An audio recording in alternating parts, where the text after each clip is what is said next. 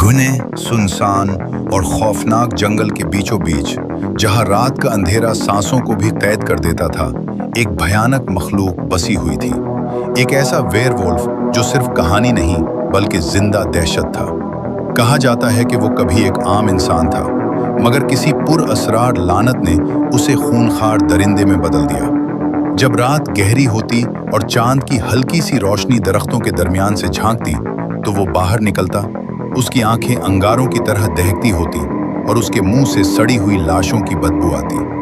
वो सिर्फ शिकार नहीं करता था, बल्कि अपने शिकार के खौफ से लुत्फ अंदोज होता था। आहिस्ता आहिस्ता उनका पीछा करता, उन्हें अंधेरे में घसीटता और उनकी चीखों को जंगल में गूंजने देता।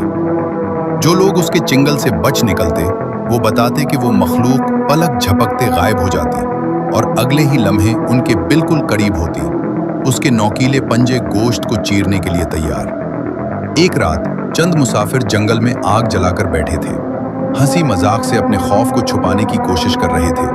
मगर अचानक जंगल पर ऐसी खामोशी तारी हुई कि दिल दहल उठा।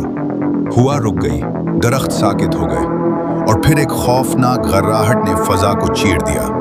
आग की लपटें बेकाबू होकर लरजने लगी, जैसे वो भी किसी अनदेखे खतरे को महसूस कर रही हूं।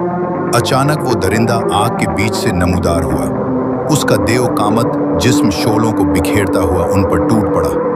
चंद लम्हों में चीखें, खून और टूटती हड्डियों की आवाजें हर तरफ फैल गईं। सुबह होने तक वहां सिर्फ खून आलूद जमीन, फटे हुए कपड़े और गहरे पंजों के निशान बाकी थे।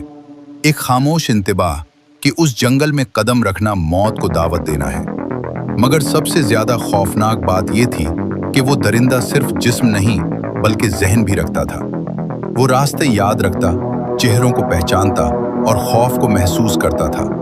और कहीं इस भयानक जिस्म के अंदर एक इंसान की रूह कैद थी, जो हर कत्ल, हर चीख और हर खून के ततरे के साथ खामोशी से तड़पती थी।